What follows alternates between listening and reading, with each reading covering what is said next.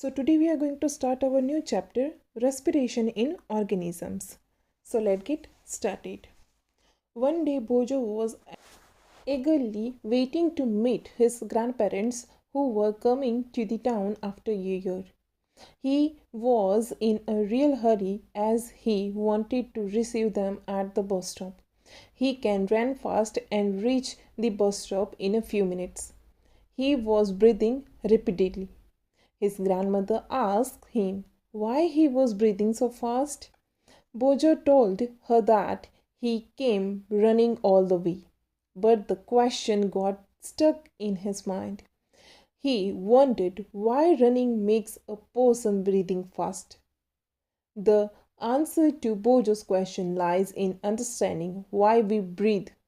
Breathing is a part of respiration. Let us learn about respiration. यहाँ पे बोजो है वो अपने ग्रैंड पेरेंट्स को मिलने के लिए बहुत ही बेताब था, तो वो भाग के बस स्टॉप पे गया।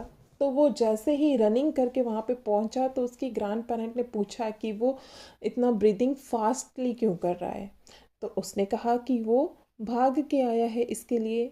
तो वहाँ पे ही एक क्वेश्चन अराइज हुआ कि जब हम रनिंग करते हैं तो हमारा जो ब्रीदिंग है वो बढ़ क्यों जाता है, फास्ट क्यों हो जाता है।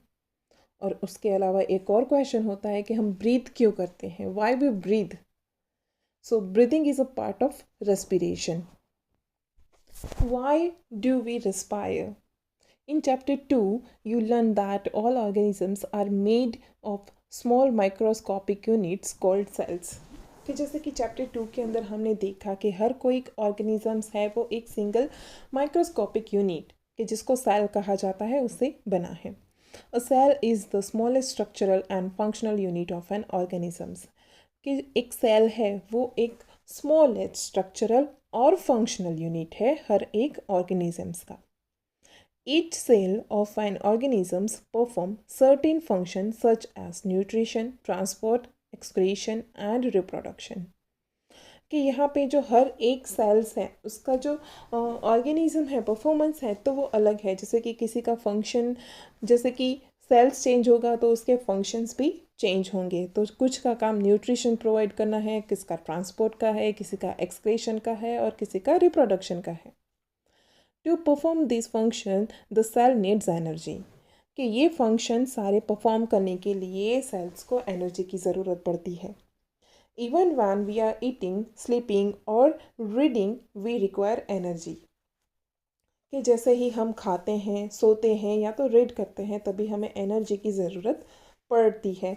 जैसे कि मैं अभी बोल रही हूँ तो भी मुझे एनर्जी की ज़रूरत है, आप सुन रहे हैं तो भी आपको एनर्जी की रिक्वायरमेंट है। But where does this energy come from? पर ये एनर्जी आती कहाँ से है? Can you say why your parents insist that you should eat regularly? कि आपके पेरेंट्स हैं तो वो आपको रेगुलरली खाने के लिए क्यों कहते हैं? The food has stored energy which is released during respiration. जो फूड है वो stored energy है, तो वो कब रिलीज होती है कि जब हम रेस्पिरेशन करते हैं तभी ये एनर्जी रिलीज होती है। Therefore, all living organisms respire to get energy from food. तो इसकी वजह से हर एक लिविंग ऑर्गेनिजम्स हैं वो रेस्पिरेशन करते हैं एनर्जी को लेने के लिए। कहाँ से? तो फूड में से।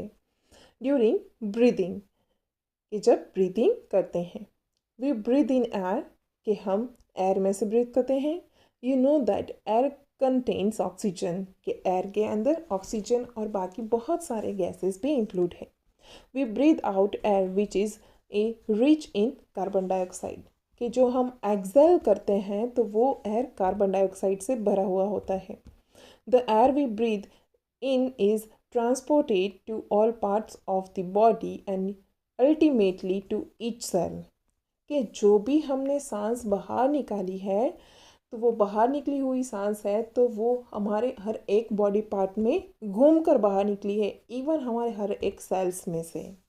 In the cell oxygen in the air helps in the breaking down of food. The process of breakdown of food in the cell with the release of energy is called cellular respiration. कि जो oxygen है तो वो खाने को break down करने के लिए, फूड को ब्रेक डाउन करने के लिए हेल्प करता है। तो ऐसा प्रोसेस कि जो फूड को ब्रेक डाउन करने के लिए हेल्प करता है, तो जो सेल्स हैं तो वो एनर्जी को रिलीज़ करते हैं, तो उसको क्या कहते हैं? Cellular respiration. Cellular respiration take place in the cells of all organisms. कि जो सेल्यूलर रेस्पिरेशन है वो हर एक ऑर्गेनिजम्स है उसके सेल्स के अंदर देखने को मिलता है। In the cell the food, मतलब कि ग्लूकोज जो हमारी बॉडी में जो स्टोर होता है, is broken down into carbon dioxide and water using oxygen. कि जो फूड है, जो ग्लूकोज है, वो ब्रेकिंग डाउन होता है। तो वो कैसे ब्रेकिंग डाउन होता है? तो उसके से अंदर कार्बन डाइऑक्साइड और वाटर है वो बाहर निकलता है ऑक्सीजन का यूज़ करके। When breakdown of glucose occurs with the use of oxygen, it is called aerobic respiration. कि जब भी ग्लूकोज का ब्रेकिंग डाउन होता है with the help of oxygen, तो उसको एरोबिक रेस्पिरेशन कहते हैं।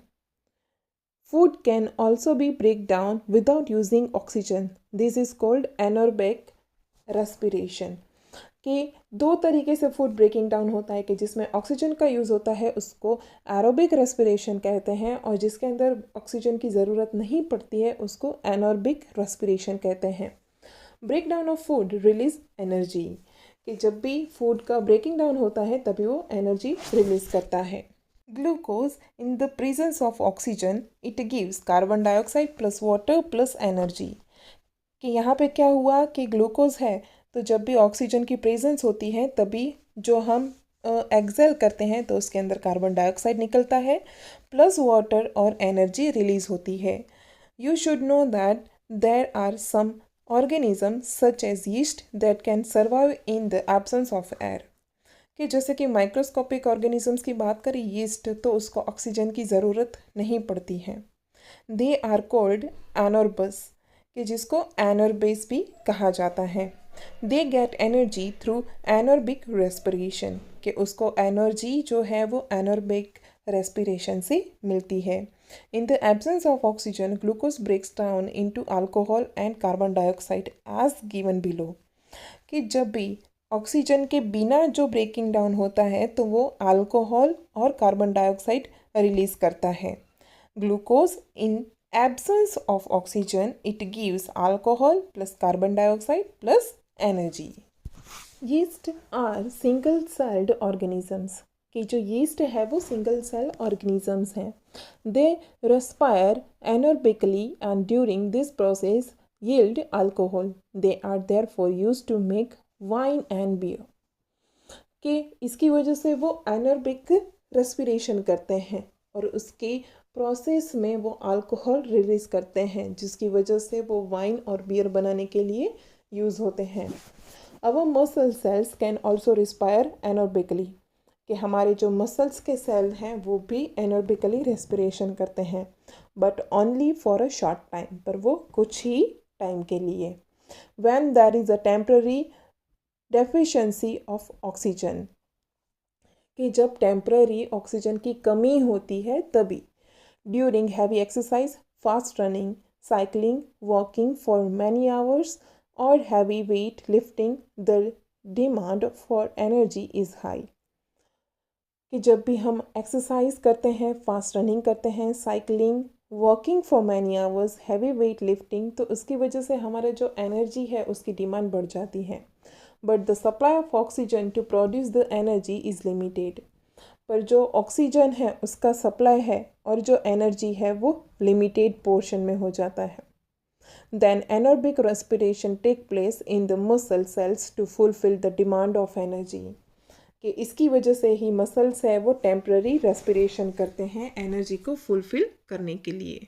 Glucose in muscles in the absence of oxygen it gives lactic acid plus energy.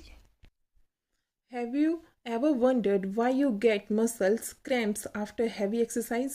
The cramps occurs when muscle cells respire anaerobically, कि जब भी heavy exercise करते हैं तभी मसल्स होते हैं वो खींच जाते हैं, मतलब कि क्रैम्प्स हो जाते हैं। तो वो क्रैम्प्स हो जाने का रीज़न क्या है? कि हमारे जो मसल्स हैं वो एनोरेबिकली रेस्पिरेशन करते हैं। The particular breakdown of glucose produces lactic acid, कि हमारे मसल्स हैं जो एनोरेबिकली रेस्पिरेशन करते हैं तो वो लैक्टिक एसिड प्रोड्यूस करते हैं ग्लूकोज में से। The accumulation of lactic acid causes muscle cramps, कि जो लैक्टिक एसिड का प्रोड्यूस होना है उसकी वजह से ही हमारे मसल्स हैं वो खींच जाते हैं, मतलब कि क्रैम्प्स हो जाते हैं। We get relief from cramps after a hot water bath और अ मसाज, कि हमारा जो मसल्स क्रैम्प है वो थोड़ी देर में रिलीफ हो जाता है जब भी हम हॉट वाटर से बात करते हैं या तो उसको मसाज मिलता है। Can you guess why it is so? Hot water bath और massage improve circulation of blood, कि जो हॉट वाटर बाथ है और जो मसाज है वो सर्कुलेशन ऑफ ब्लड है वो इम्प्रूव करता है। As a result the supply of oxygen to the muscle cells increase, कि जिसकी वजह से जो हमारा ऑक्सीजन है जो कि मसल सेल्स को मिलना चाहिए वो इंक्रीज हो जाता है। The increase in the supply of oxygen result in the complete breakdown of lactic acid into carbon dioxide and water, कि जब भी ऑक्सीजन का जो लेवल है वो इंक्रीज़ हो जाता है कि जिसकी वजह से लैक्टिक एसिड का कम्प्लीटली ब्रेक डाउन हो जाता है और वो ब्रेक डाउन होके वो कार्बन डाइऑक्साइड और वाटर में कन्वर्ट हो जाता है, जिसकी वजह से हमारे जो मसल्स है वो क्रैम्प्स होकर रिलीज़ हो जाते हैं।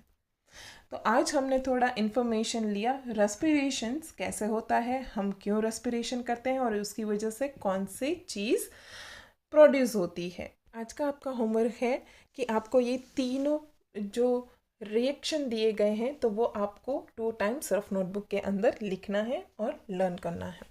Thank you.